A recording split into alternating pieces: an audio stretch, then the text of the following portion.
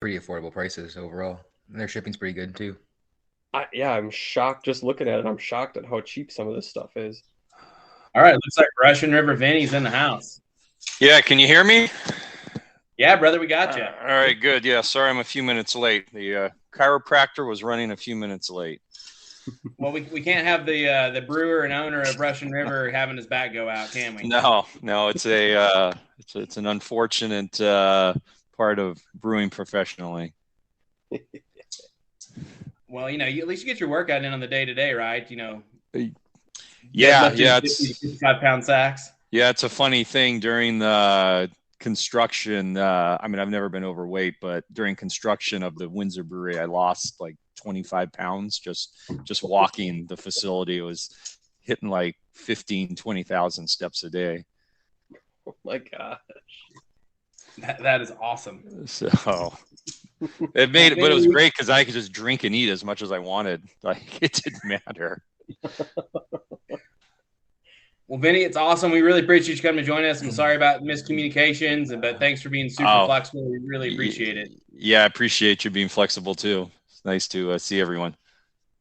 Awesome. And it looks like we got more people joining, but man, is there anything you want to open us up with? You want to home into questions? We kind of know who you are, but if you want to tell us anything.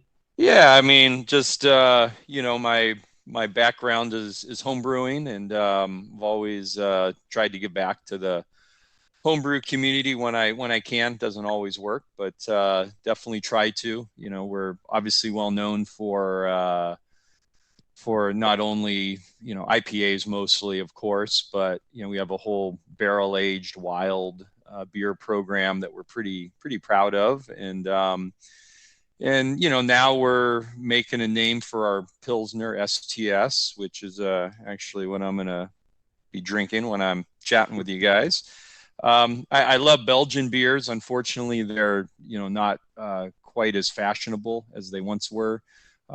So we have a saison that we make year round, and a lot of our Belgian beers we used to make have kind of tailed off, and they've just become draft only beers. But I'm well versed on any of those subjects, as well as I'm not a ultra technical brewer, but I'm pretty technical in nature. And we fight hop creep a lot at Russian River. Some breweries do, some breweries don't. So if you guys are not sure what hop creep is, that might be an interesting topic to discuss as well. So, well, I'm selfishly going to ask about your Belgians and first off, why did Belgians ever go away? Because I know for a lot of us that got into home brewing a long time ago, that was one of the things that got you in was Belgians. And then what would you want to bring back to a mainstay in your stable of the Belgian styles? Yeah, it's mainly just been consumer preference, and that's unfortunate. The world seems to revolve around IPA these days, and no matter if it's a hazy or a West Coast or a double or a regular or whatever. I jokingly say, I was never a big fan of the black IPA, so that didn't bother me that went away. But no, I just think it's consumer preference, and as a professional brewery, you have to make what sells to keep the lights on and keep our staff employed and whatnot. And so, that's the beauty of homebrewing, though. You can brew whatever you want, and you can, there's never been more information available to homebrewers than there is now. I think to answer your second question, what would I bring back? I'm making the beers, our 2 year-round Belgian-inspired beers. They're both saisons, and we're making those year round. I won't give those up. They're exclusively made in our open top fermenters, and that's a pretty cool component of what we do. The main classic saison is called Robert, and that is completely dry. It uses a yeast from Omega that is a fused yeast together. So I think it's French saison, and then the DuPont strain that they've morphed together. And and I like it because it's really high in diastaticus, so it makes an ultra dry beer. We actually ferment it pretty cool, but because we ferment in open top fermenters, we can dissipate the heat very easily. And in doing that, we end up with a beer that's pretty clean. It's dry. It's really dry. It's bitter. It's pretty much just using Pilsner malt, and then we will then take that beer and do a Brett secondary fermentation in the bottle and make a companion beer called Janemi. And so it's Robert and Janemi, named after a Flemish couple, elderly couple from Belgium that I know that are friends of Natalie and mine. So I know our consumers would want Damnation to come back. There's a small segment of our consumers here in California that would love Damnation to come back year round. That was our main Belgian inspired beer, but it just, it just doesn't sell as well. We'll make batches for our brew pub and have it on tap, but the bottles just sit on the shelf collecting dust. And but maybe it'll turn around at some point. So I know you mentioned you use your open fermenters for your saisons, and I believe you mentioned you use it for your lagers as well. We do. And so Will Allwert, who couldn't be with us tonight, he was asking, what flavor contribution do you think you get from closed versus open fermentation? And I'd be curious on both your lagers and your saisons. Yeah. And then also, just to throw a wrinkle in it, we run a lot of Pliny the Elder through the open tops as well, through the OTFs. But what the basics for open top fermentation is that typically they're a 1-to-1 ratio, so they're as wide as they are tall. And so if I showed you a drawing of our tanks, you would see the exact same, everything's in metric because they came from Germany, but you would see the exact or very close same number of both directions. And then, of course, there's no lid on them. And so all of this combined means that you can blow off a lot more of the fermentation off flavors, because as the fermentation is happening and you have the CO2, escaping, and it's scrubbing a lot of those off flavors. And at the same time, you can create a lot more fruity ester notes by controlling the temperature. So all this combined means that you're going to end up with a much cleaner fermentation. And then on a Belgian inspired beer like a Saison, if you wanted to, you can raise the temperature more easily because you're going to be blowing off the heat more easily. And as the CO2 scrubs through the beer and you're dissipating heat, because fermentation does make heat, you're just having a more ultra controlled experience in the brewery. If you think about a tall, skinny tank and that fermentation's going on and you're making all that heat and it's in a narrow vessel, it has a much farther distance to travel through to get up to the top of the tank and escape. And the same goes for the CO2 that's exhausting out. And then also keep in mind that for about every 6 feet or so, you're creating 1 PSI of pressure. And it doesn't matter if you have if like in our big fermenters are 300 barrel. So those are like 20 some feet tall.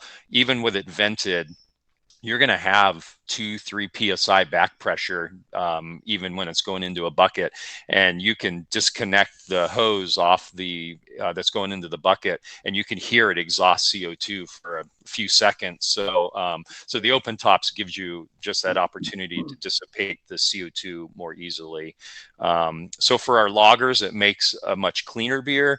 For a Belgian beer like a Saison, we can control the temperature more if we want to get an even greater fruity ester profile and what have you. And then for IPAs, it is just more of a clean fermentation.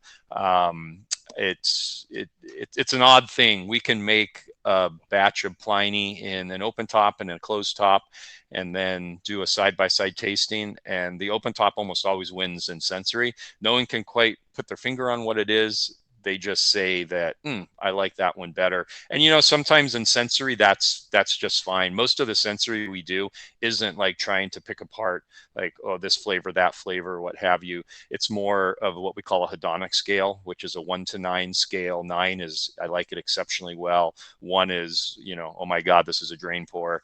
And so we'll do that hedonic scale using an app called Draft Lab.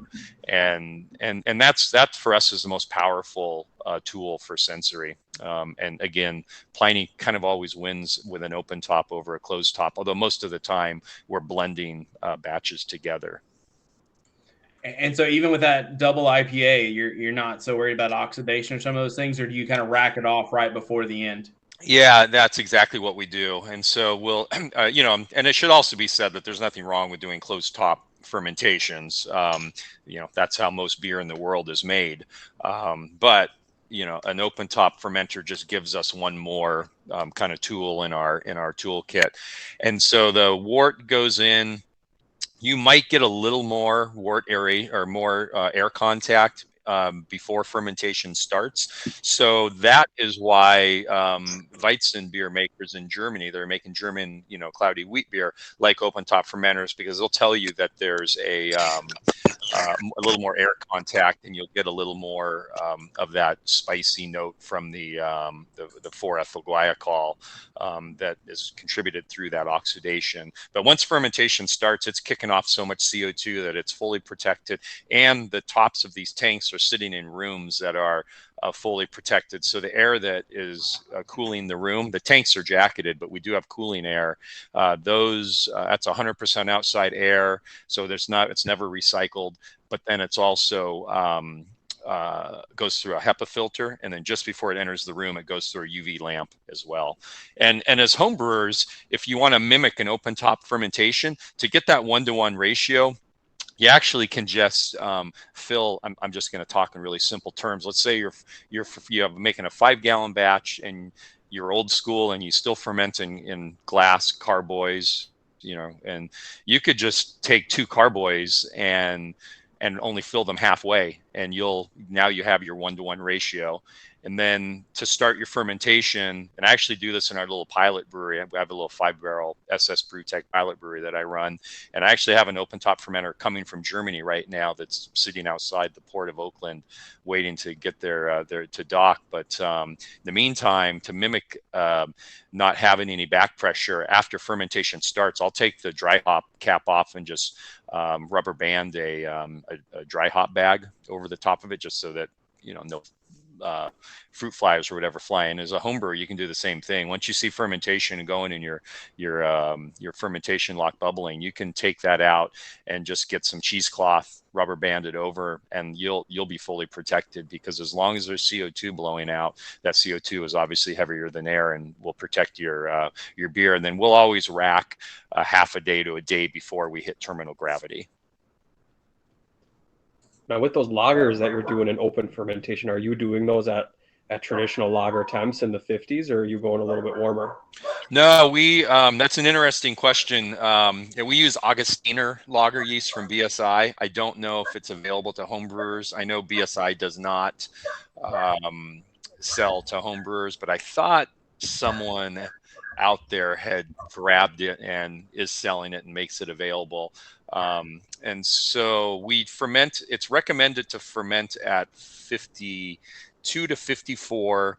We ferment it at 52, so we'll knock out at 50 Fahrenheit and then set the fermenter for 52. You always want to knock out a couple degrees colder than you want to actually ferment at. We even do that for our ales. We knock out at 64 and set the fermenter at 68.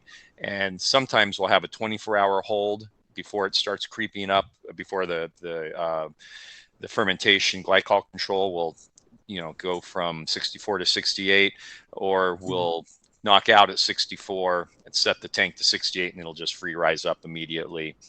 That has more to do with tank size at one brewery to the other, because we have 2 facilities. One has smaller tanks and one has really big tanks. But anyways, back to the lager. I said it's an interesting question because sometimes you look at the yeast information and you go, well, did they really test all this, or is it just complete bullshit that they have the temperature for this lager yeast is at this temperature and this lager yeast is at that temperature? And we recently tried to ferment STS at 50. So we knocked out at 48, that 2 degree below, set the tank to 50, and it really struggled to get through fermentation. Just that 2 degrees made a big deal. And then it struggled to clear diacetyl because we were 2 degrees lower and we didn't have as vigorous of a fermentation at the end. So it was a slower fermentation. So sometimes that more vigorous fermentation is actually helpful. We're not going to abandon this experiment, but what we'd probably do is raise the temperature up earlier on towards the end of fermentation to try to get it warmer to clear diacetyl, because no one wants diacetyl in their beer. So but anyways, that was just a case where we took it a lot colder. With that said, I know the Weinsteffen lager yeast, you can ferment it a little bit colder, and that's more readily available for anyone, professional or home brewer. Have you ever tried to take it warmer than that, or is that just a little bit too ballsy of a move on that scale? We once had a batch of STS pills, our Pilsner, where the glycol went out. We had power outage or whatever happened, and it got up to like 56 maybe. And at that point, you have an interesting decision to make, because if you could leave it there and it's definitely going to be more fruity. That's what we opted to do. We figured like, well, if the power went out and we have this beer now at 56 and the power's back on, the glycol's back on, it's holding at 56. We was like, well, let's just turn it into experiment. Luckily, that was just a single batch, so it wasn't a huge batch. But if you drop the temperature at that point, whether it's professionally and you adjust your glycol, if you're a home brewer and you have those kind of controls with glycol, or if you're just moving it into an ice chest, you run the risk of really stymieing the yeast, because the yeast can really get shocked by that temperature drop. One of the things that happens sometimes at the professional level that you want to try to avoid is that you've got these glycol controllers and they've got a differential of 0.5 degree, 1 degree, 2 degree. If you have that set for too much of a differential, and the exothermic dynamic of fermentation as it's heating it up, let's say it gets up to 52 degrees and you have your differential set to 50, it's going to cool it back down to 50. You can do some real damage to your yeast and fermentation. So and then we also take that lager yeast and sometimes use it to make like a steam beer at our brew pub. And it ferments just fine at the warmer temperature. It just makes a much fruitier style beer, but makes a really nice steam beer, or we have to call it California Common beer since Anchor has that trademarked. Well, you live closer to Anchor than we do, or than I do personally. So I guess you have to abide a little bit harder. We try to abide by any trademark. We're gonna do as to others what we would want be done to us. I bet we send out 2 or 3 cease and desists every month for Pliny the Elder for something that someone has done. It's gotten to the point where we just let our attorney deal with it, because quite frankly, Natalie and I don't have time, and it's kind of a dick move, because it'd be, in the old days, I'd pick up the phone and call someone and say, hey, it's cute that you're paying homage to us, but we just don't have time for that. It's just the back and forth. And there was just one recently that the brewery, sort of, oh, well, we did it as a tribute to you. And it's like, it makes me feel bad that I just sicked our attorney on them. But at the same time, like, we got a business to run. So. Well, man, that is kind of your bread and butter there, right? Because I guess you invented the style at Blind Pig, and then you've kind of really made it into your own there at Russian River. So, yeah, it accounts for probably 65. Pliny accounts for probably 65, maybe 70% of our production. And then, Blind Pig's probably another 10%, and STS is another 5%. Those are our top 3 beers. We have another IPA that we make year round called Happy Hops. And that's what I call more of a progressive IPA. It's more of that New World style, using newer hop varieties. So it's got more of a mango, tropical, stone fruit. There's a lot of strata in that beer, and a lot of mosaic, more mosaic than anything else. And so mosaic nowadays often carries a little bit of dank kind of cannabis quality to it, and so there is always this underlying onion, garlic, dank note to it, but we try to really keep that suppressed. Yeah, it gives me kind of a diesel-y character that in too large a quantity is kind of eh.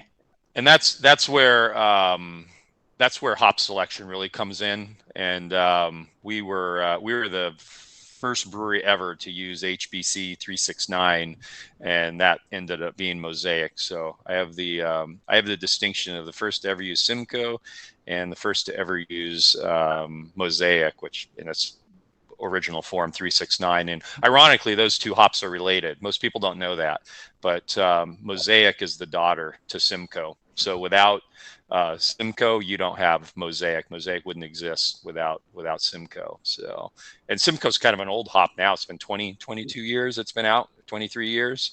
So, but we're pretty good friends with Jason Peralt, who bred both those hops, and he had his hand in Citra and Sabro, and his newest one is Talus, which is really unique, which is the daughter to Sabro, and many others as well. One of his greatest hops is Warrior.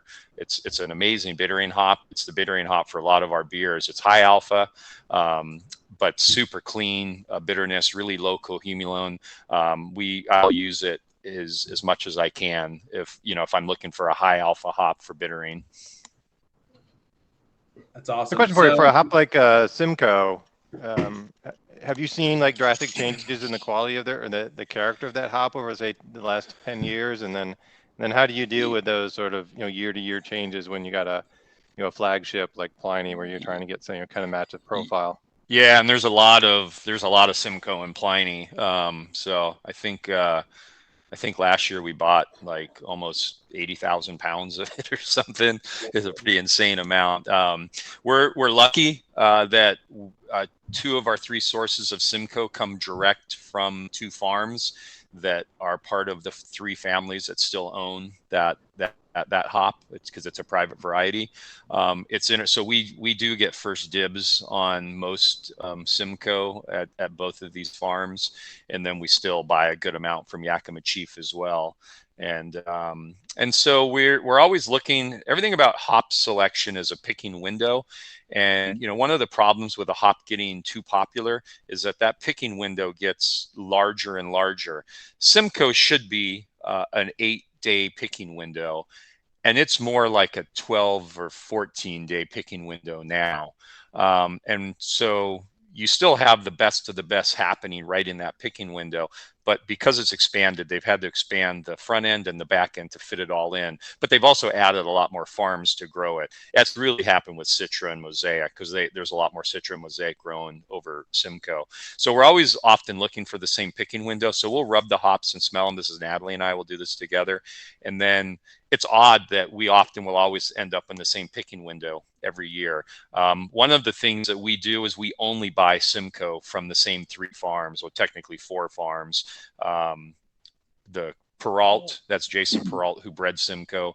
Carpenter, they're in Granger, Washington, and then Loftus and Tributary. It's the same family. The Smith family owns that, so I always include them as pretty much the same farm. But those are the only places that we buy Simcoe from. They're the three original families that planted Simcoe that still own the Simcoe rootstock. So I think by at least narrowing it down to the same farms, we end up with pretty consistent Simcoe from year to year. That coupled with the picking window, and we're in pretty good shape. Same with Amarillo. We buy 100% of our Amarillo from Crosby Farms in Oregon. For years, I bought from Washington, and every time I'd go buy other hops from Blake Crosby would like throw his Amarillo in front of me, and I'd smell and be like, oh my God, this is what it was like when I started using Amarillo in the late 90s. And I let my other contracts expire, and I moved all my Amarillo to Crosby.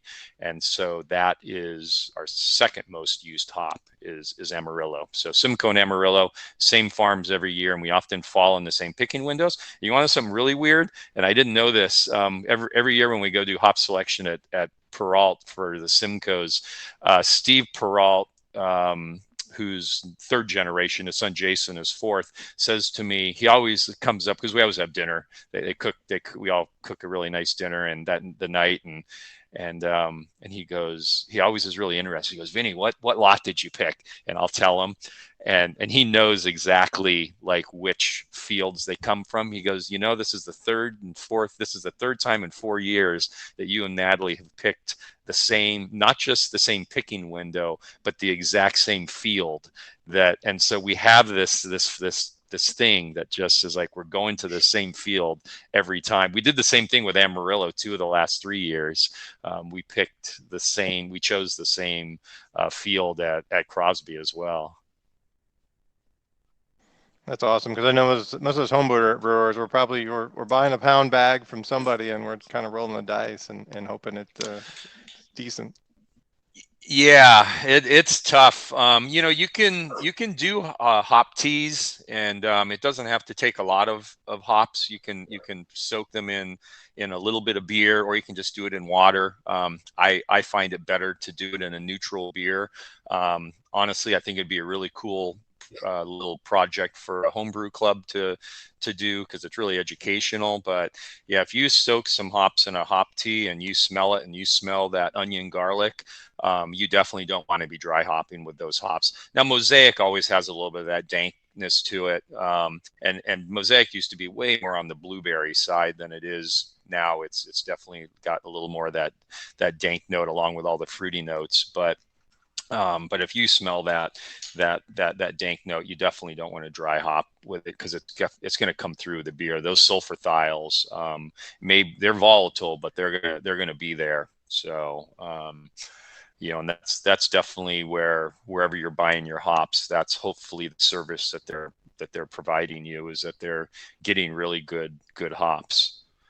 One way to combat that is if cryo is available, which is the concentrated lupulin pellets that Yakima Chief does, and Hopsteiner and Haas, which are the two main hop companies, also have their own version of it. But cryo is basically concentrated hops. So regular hop pellets are considered T90 pellets, and then the concentrated cryo pellets are technically T45s, meaning that 50% of the green matter have been removed. And so, Simcoe is normally a 12 alpha, it's going to be 24, but you also have doubled your oils, and you can use 50% less of the hops. And so in doing that, you end up with less vegetal material, so you should get more hop flavor. And for me, it's more true to type. Some brewers will say the cryo is a little thin, doesn't give you any depth of flavor, but I think you can get that depth of flavor from any hop variety, because we use all cryo now for our dry hopping in Pliny and Blind Pig, and it's probably the best. We're probably making the best Pliny we've ever made in the history of our brewery, and we're using all cryo. And Crosby's about to put a cryo line in, or they are, and so I'll soon be using all cryo Amarillo, but we still use other hop varieties in the dry hop that are T90, so you get that depth of flavor from those other hop varieties that are a little less expensive as well. So from what I'm hearing is you suggest blending some T90 with something like a cryo or a Lupomax or whatever that is to get those kind of depths of flavors in there and just layer it in. Yeah. Although I will say we make 100% Simcoe beer called Row 2 Hill 56.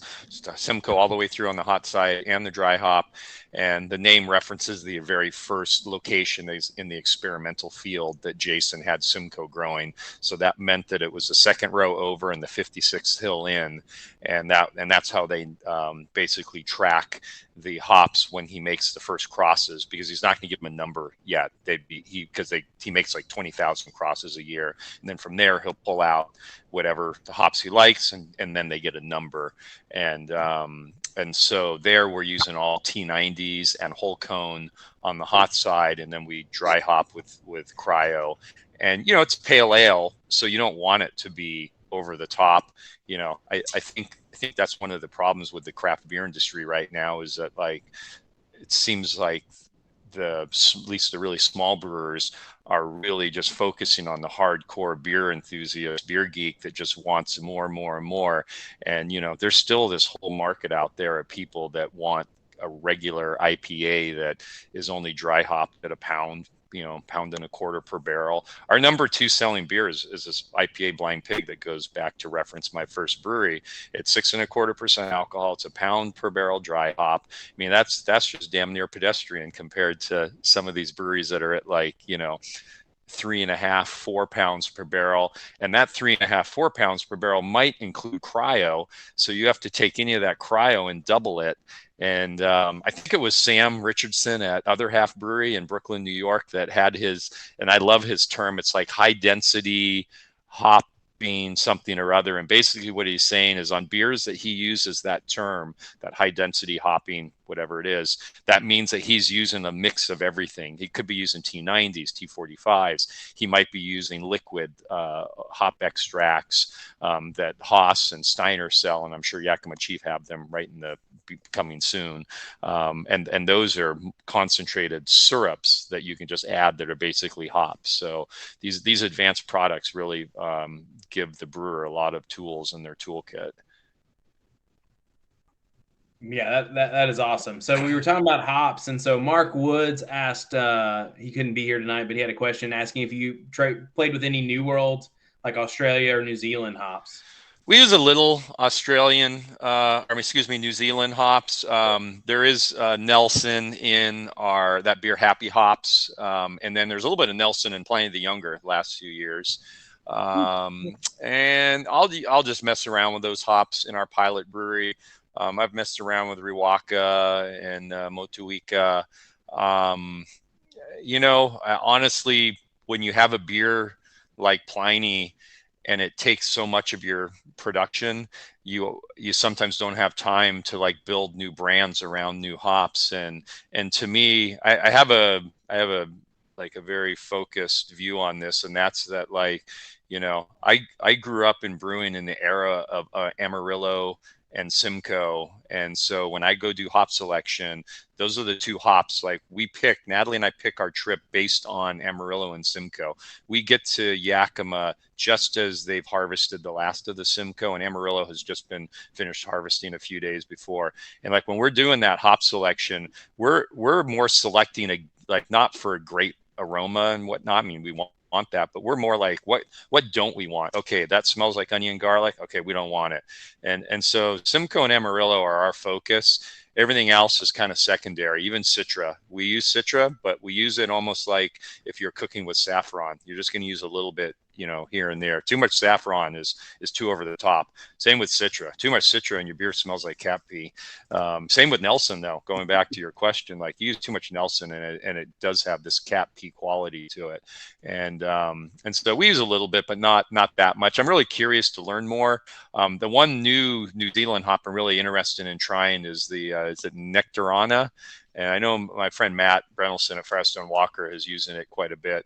But I haven't got my hands on it yet. And so, what I was saying about the Pliny thing was when we were building our new brewery, we were at 100% capacity, both our pub and our old production brewery. So we didn't have any time to test Vic Secret or Riwaka or any of these hops that have come out in the last 10 years from the New Zealand breeding program. Now that we have a little pilot brewery, it's a lot easier for us to mess around with those hops.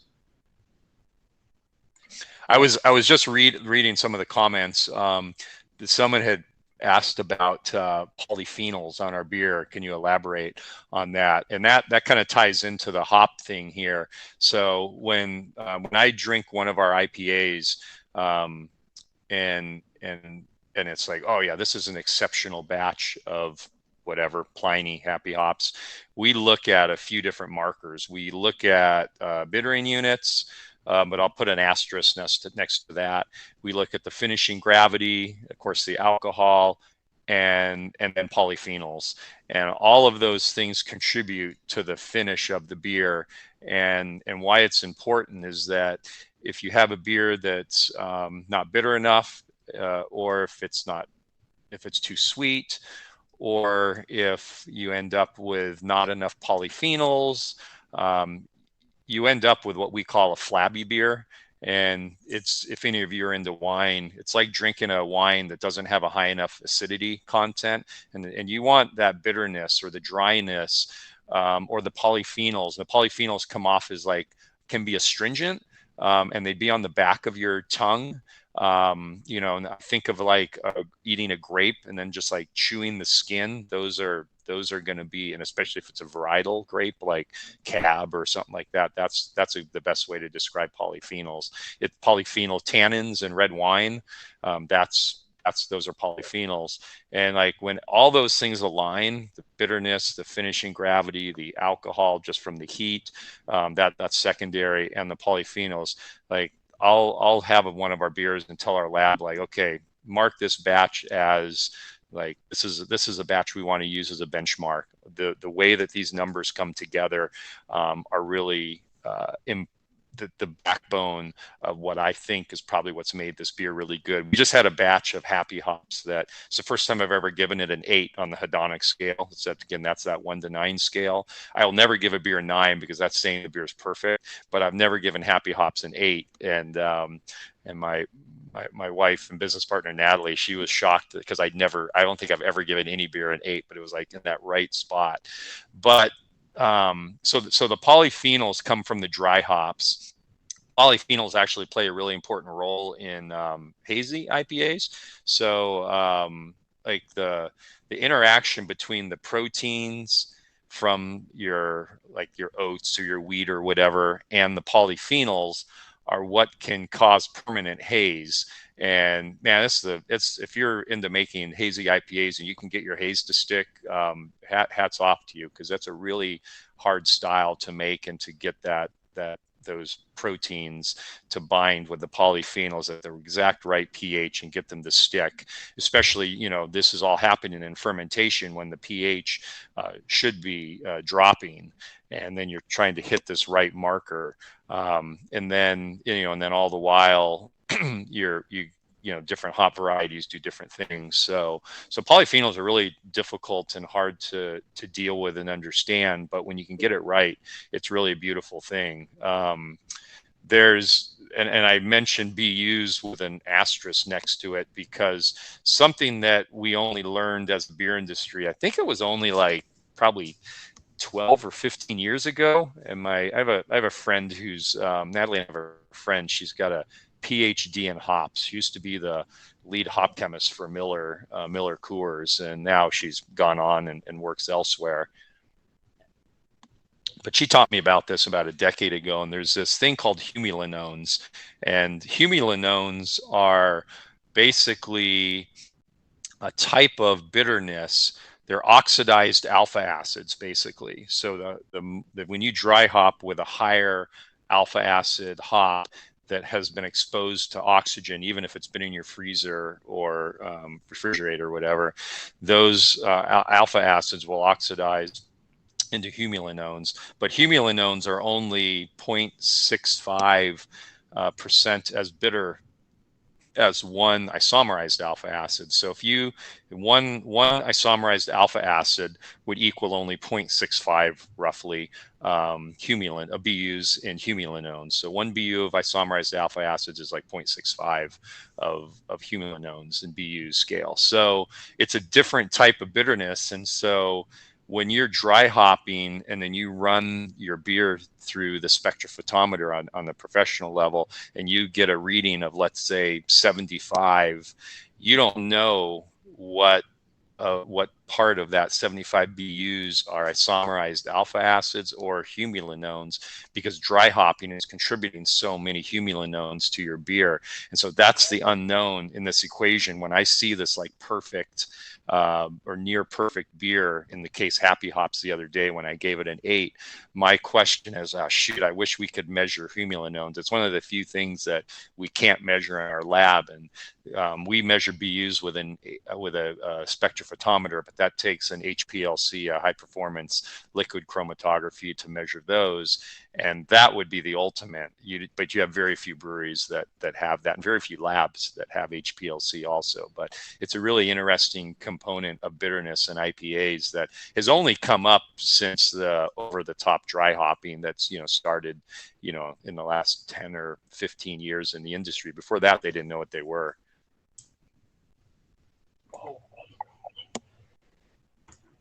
That's awesome. So, sticking on some questions that we have in the chat. Not that I want you to get off that topic, because that's an awesome topic. Somebody asked about a craft beer channel episode where you helped them develop a recipe for a Pliny style beer. Did you ever get to try it? If I'm remembering correctly, was that recently? I don't know who said. That was from Derek. Yeah, I don't know if he can chime in. If it was recently, we just got some samples of some beer that they were making, some Pliny clones, and it just arrived the other day, but I haven't tried it yet. If it was a long time ago, I'm not sure I tried it or not. Yeah, it was recently. Yeah, those actually just arrived, and they're in my little beer stash in our cold box. So, and yeah, I see above that question the Omega Yeast Labs 500 is the Saison Steins Monster. That's our yeast we use for Robert, and that's a highly diastaticus yeast. So diastaticus it's called diastaticus STA1 positive. And so what that is yeast that has an enzyme in it that can break down and ferment through all the complex sugars that most regular beer yeast can't do. A diastaticus yeast makes Brettanomyces look like a pussycat. It's more aggressive than Brettanomyces is, like, any day of the week, and so I'm actually more nervous about a diastaticus STA1 positive yeast than I am Brettanomyces. We can deal with that, but this could big trouble for a brewery. So we bottle condition and keg condition our saison. And so let's say the primary fermentation finishes at 0.25 Plato. When we go to bottle condition, we'll take that 0.25 Plato of sugar left in the primary fermentation and add it and consider it as a part of the bottle conditioning, because once bottle conditioning is done, it'll be at 0 Plato. So how long does that secondary bottle conditioning with Brett take usually? This is in Robert. That's not with Brett. That's just with it's a dry yeast from Lallemand called CBC1. It's a bottle condition yeast, and it's just a really great neutral bottle condition yeast. With that, but there is still some of the saison yeast, the 500 Saison Steins Monster left in there, even though we centrifuge it. But that's like 2 weeks to do the fermentation, and then we'll typically let it rest for 2 weeks just to mellow out, and then we would release it. But that makes that beer, probably almost a 2-month beer. So it's a long fermentation or long process, top to finish. When we take the Robert and make it into Yonomi, where we finish it with Brett, we're now doing a mix of Brett and the CBC1 bottle condition yeast, and that will sit for about 3 months before we release it. So that turns that beer almost into like a 4-month beer. And then if we're bottle conditioning a sour barrel-aged funky wild beer, we don't use CBC1. We use a wine yeast called DV10, and but any wine yeast will almost do. And you want to use a wine yeast there and not a beer yeast, because the high acid content of the barrel-aged beer, sour, funky beer, will often hinder and stymie the fermentation of that bottle conditioning in the sour beer, because the acidity is so low.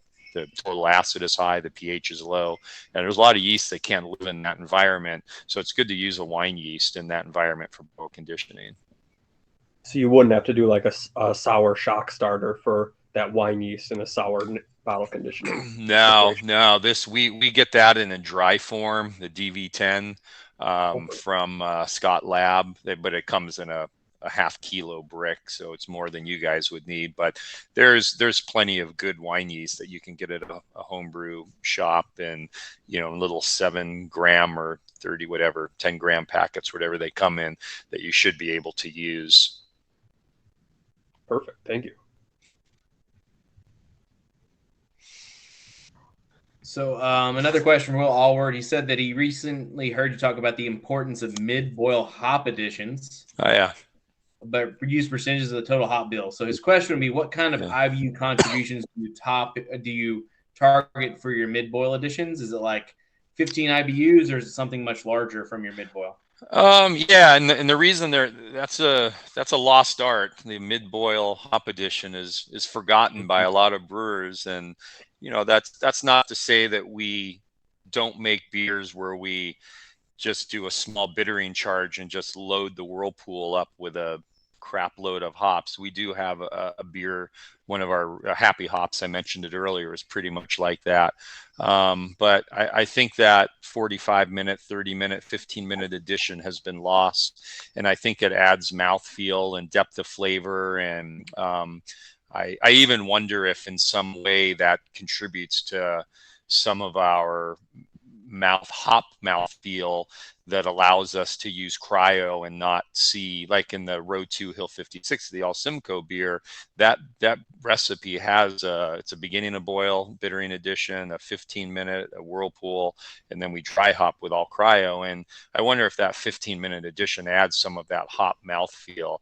I can't scientifically prove it, but one of these days we'll try making that beer on our pilot brewery and not do that 15-minute addition and see if there is a flavor difference. But so going to the question of contribution, I don't remember off the top of my head, but it's probably just like 10 or 15 BUs. It's certainly not more than that by any means. I think it just adds this component of hop flavor that's mid palate.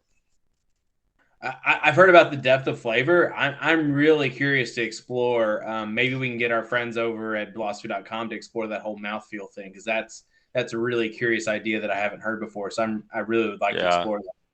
Yeah, it's old school, but Pliny and Blind Pig, of course, they have, all of our beers have a 75-minute hop addition. We typically boil our worts for 75 minutes. In time, we would like to bring that to 60 minutes, just because there's a shelf stability issue. You get advanced shelf stability with a shorter boil. That gets a little geeky with this thing called the TBI index, the Thiel-Bar-Buturic index. It's basically a measurement of thermal load and thermal stress on your wort. But like with a 75-minute boil, I was going to say Pig and Pliny are still old school. They have a 45-minute addition, a 30-minute addition, and then we use a whirlpool addition. At our brew pub in Santa Rosa, we do pellets, but in our larger Windsor production brewery, which is a full German brew house, we have a hop back. So we've replaced almost all the whirlpool additions on all of our recipes there with whole cone hops. And so our wort doesn't sit on the hop pellets in the whirlpool for like an hour or sometimes longer, like a lot of breweries do. We finish the boil in the kettle. We pump the wort to the whirlpool. If the recipe has a pellet addition, of course, we do add the pellets. But for Pig and Pliny, almost all the hops are whole cone. I think like 80% of the hops are whole cone. So that means we get a tighter trube pile in the whirlpool after it's done spinning, and then what trube is left from the kettle and what pellets we use are there in the center. We then pump that wort into our hop back, and it goes over a bed of hops, something like 70 or 80 pounds of hops, so about a pound per barrel for Pliny in the hop back, and that's whatever the mix of hops is. And then that wort extracts all those volatile, delicate hop oils out of the whole cone hops. But that wort goes immediately to the wort cooler, and we cool the wort down so it locks in those volatile hop oils that normally are blowing off in the whirlpool. I don't understand this concept of of like where you do a long hop stand in the whirlpool, you are getting flavor there, but you're losing all your aroma. Even if you're doing a cool pool where you add like water to dilute your cold water to dilute your wort down to cool it down so that it's not as hot, or you run it through a heat exchanger, which some breweries do, you're losing all kinds of aroma at even at 170. And if you go below 180, now you've dropped below the sanitation threshold. The 180 degrees is where you're safe from a sanitary standpoint. So so we do the cool pool technique on some of our beers, but most of the time we still don't. But that whole cone hop thing really changed our beers. So. That is really awesome. I have no idea how to reproduce that on a homebrew scale, but that sounds really awesome. You know, I remember I saw there was a question on here. Do I still occasionally homebrew? It's been a while since I do. I have homebrewed because my homebrew kit is a 5-barrel system now from SS Brewtech, and but our homebrew system does get used by some of our employees. But I remember they had a little attachment to the kettle that had a quick disconnect that you could run the wort through this little, I'm just going to say it's like a 1-gallon stainless steel vessel. If I remember right, Chris, who owns More Beer, told me that it was technically a blancher for asparagus that they converted into a hopback. I may have that wrong, but I'm pretty sure Chris told me that once. But anyways, I used it, and you'd run the wort through the hops, and then out of there you would pump the wort to the to your wort cooler. So it probably can be done, but maybe it's getting a little too over the top too for home brewing. No, that's pretty rad though. So as far as, we just talked about mid-boil additions, and so kind of the death of mid-boil additions has been more of the hazy craze. And I may have looked at your tap list earlier, so I want to hear your opinion on the hazy craze, the East versus West kind of thing. Yeah, I don't know that, like, I don't have an opinion on like the East Coast, West Coast. I remember when that was going on, because I will say that, like, I remember thinking about these hazy IPA brewers, and like, they're getting beat up by a lot of West Coast brewers and a lot of old school brewers who now all make hazy IPAs, mind you. And I was like, oh, this reminds me of when I made double IPA. I totally knew how they felt. Like, people, brewers back in the mid 90s would taste Blind Pig IPA or the double IPA made and be like, Jesus, that's like bitter. It's like, yeah, but it's so good. It's so tasty. And so I remember being chastised by other brewers. So I kind of felt their pain. But we make one hazy IPA. It's called Mind Circus. And, Mind Circus is what you do when you lay in bed at night and you can't fall asleep because you're thinking of all these things. So that's what that's named after. And so, for us, it was a challenge. A lot of the new age brewers were very tight-lipped on how they got their haze.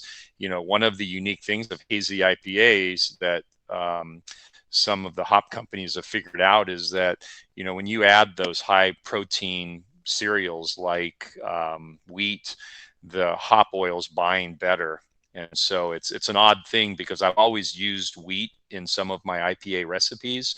I didn't know why until, in the last 5 years, that some of these hop people figured out, these hop scientists figured out that they bind with the protein. So adding a little bit of wheat to all your IPA recipes isn't a bad thing, unless you're allergic to wheat, I guess. But I think the one thing for me personally that distinguishes our hazy from a lot, at least the general well-known ones, is that ours is drier. It finishes at like 2.25, 2.5 Plato, so about the same level as Pliny and Pig. I know of some hazy IPAs that are finishing at like 4.5 Plato. if you work with specific gravity, just take my number and times it by 4. So, a 4 Plato would be a 1016 finishing gravity. And that's pretty sweet in my book. There's this thing in Belgium that they say that your beer is digestible. And what that means is that you can drink several beers and then wake up in the morning and still feel fine.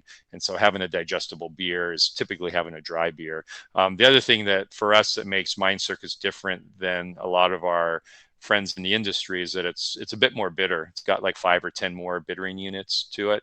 And so that drying, there's a lot of hazies that are a little bit sweet and heavy on the palate.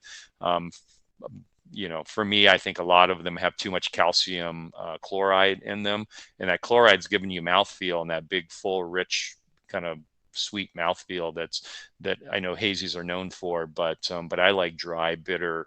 I drink at 1 speed typically, so I like beer dry and bitter and have that thirst quenching note that makes you want to come back and drink another sip or glass of the beer. So those are the things that makes our hazy a little bit different. But that's not to say we're the only one out there like that. I know plenty of brewers that have the same opinion and they make their hazies the same way, and those are the ones that I tend to like. Yeah, I think you're a man after my own heart there, because I do like my hazies have a little more sulfate, a little bit of that drier finish, which is kind of blasphemous for some people, but definitely my preference. But it's all beer. That's why you brew your own. You can have your own preference. Yeah, that's why when you walk into the store, there's like too many beers to pick from now. But if you know what you're looking for, you're in good shape. Well, and I want to honor your time. We're almost up to an hour. I don't want to take up too much of your time. I have a little more. I have a little more time. No worries. So Haven, who's still hanging out over there, he did post something about how do you go about designing ales destined for barrels? Like, are you taking on an already created recipe and just putting it in a barrel, or do you tweak it, or do you design it specifically for barrel aging? Yeah, so sometimes we will take an existing beer and just put it to barrel, but most of the time we design a whole new recipe. So typically it has a higher, mash temperature, with the idea to have a more residual sugar left at the end. To me, a well-made base beer that you're going to put in barrels that's going to be funky or sour might not be that drinkable because it's going to be a little sweet and whatnot. You might also want to thicken up your grist to water ratio, because a thicker grist to water ratio is going to have less movement in there for the liquid and enzymes to be able to do their thing. So you'll end up with a sweeter beer. One trick that often gets overlooked in brewing, and it's very simple. If you want to make a drier beer, just add more water, more liquor to your grist to liquor ratio, and I guarantee you'll end up with a drier beer. We use that trick all the time, and it's surprising. It's actually one of my interview questions when I interview brewers is talk about that, and it's surprising how many brewers don't know that. It's pretty simple. I think I read that in an early homebrew book years ago, and it's just kind of always stuck with me. So that's another little trick.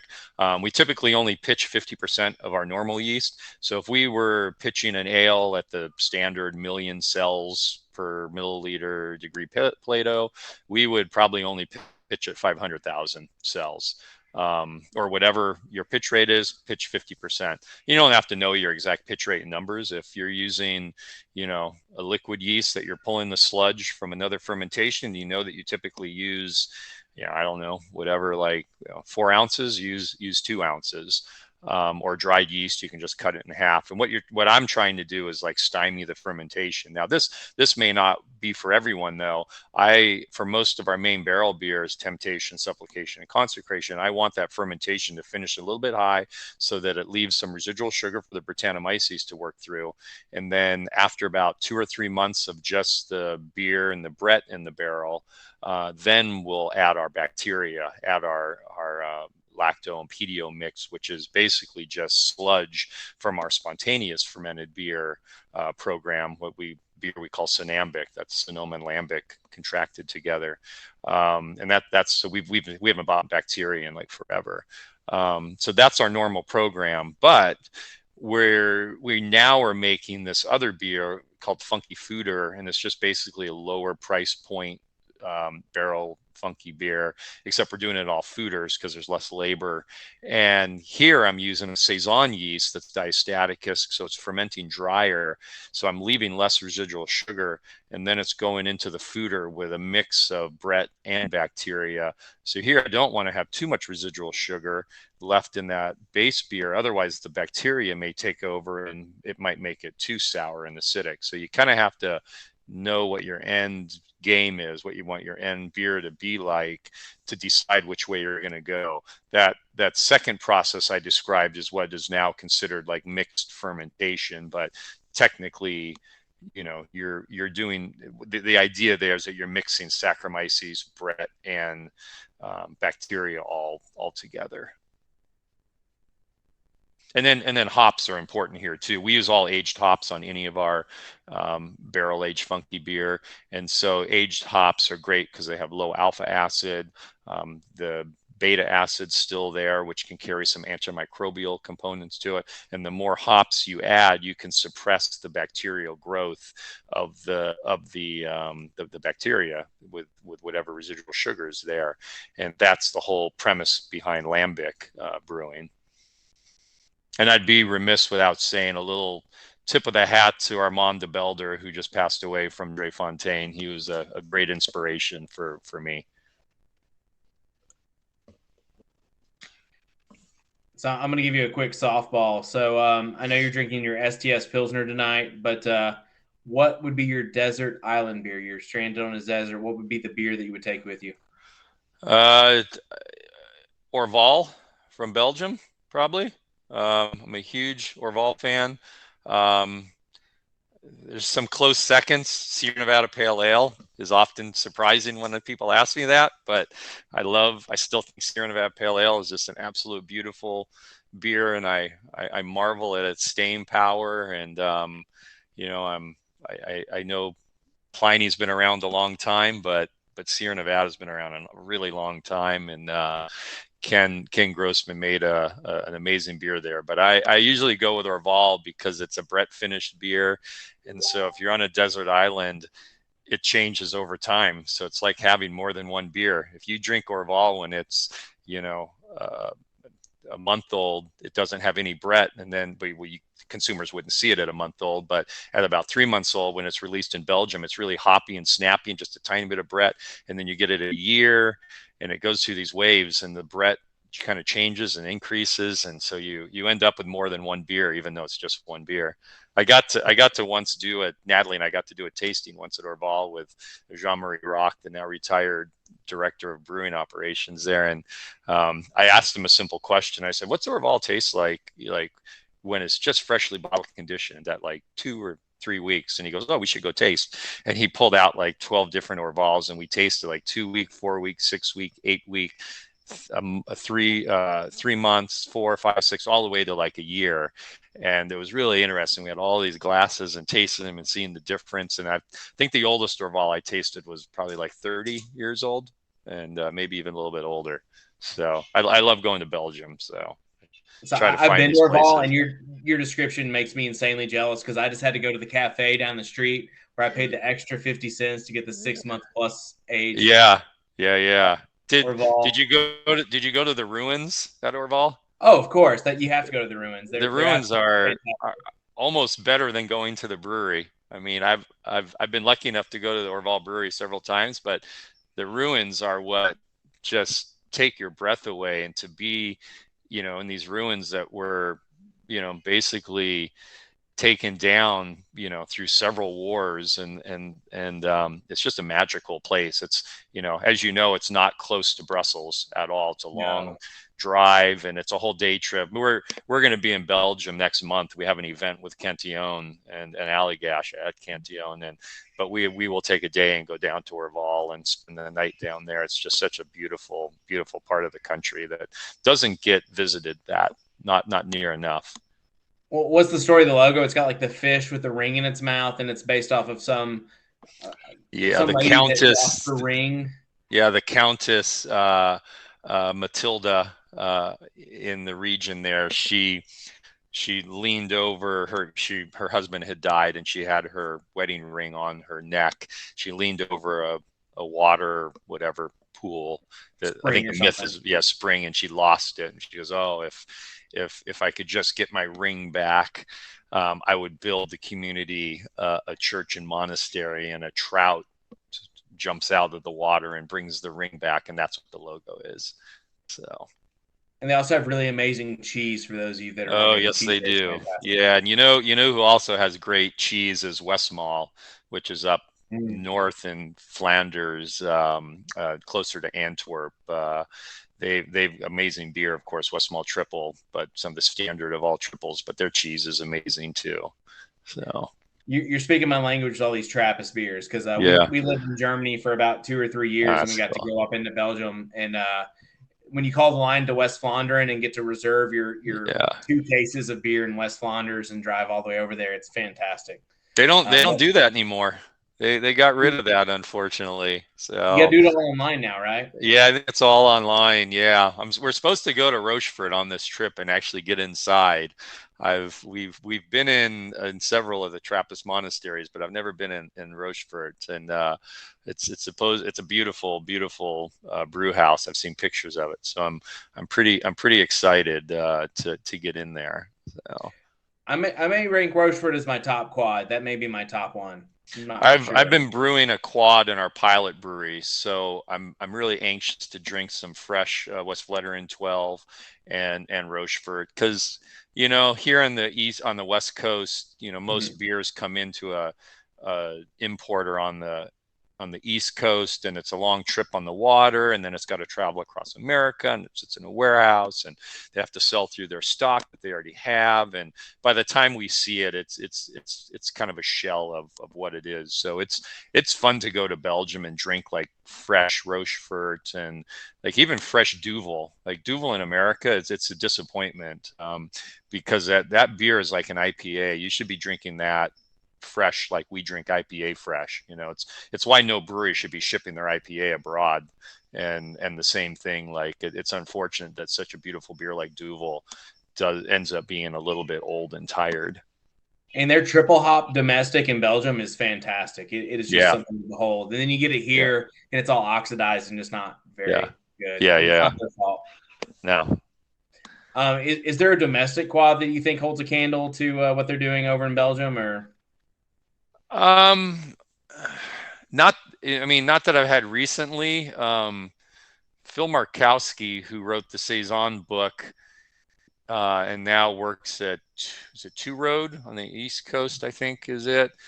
He used to work at this brewery, Southampton Brewery, and he made the most amazing, like, I don't know if it was a double or quad. That it was pretty, or strong dark ale. It was probably the best American-made dark Belgian beer I've ever had. He also made a pretty rockin' triple as well. But I'd say right now, at least for triple, Allagash triple is absolutely beautiful.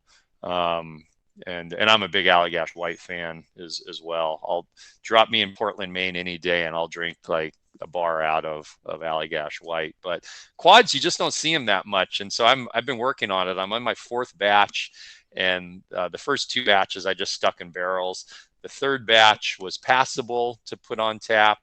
The 4th batch, I literally just racked it today, and it'll get keg conditioned, and we'll put it out in a few weeks, and but it's still not quite there yet. So I've been using the White Labs 530 yeast, but I'm curious That's the Westmaller, right? Yeah, that's the Westmalle, West Vleteren yeast, and but I've never used what supposedly is the Rochefort yeast. 510.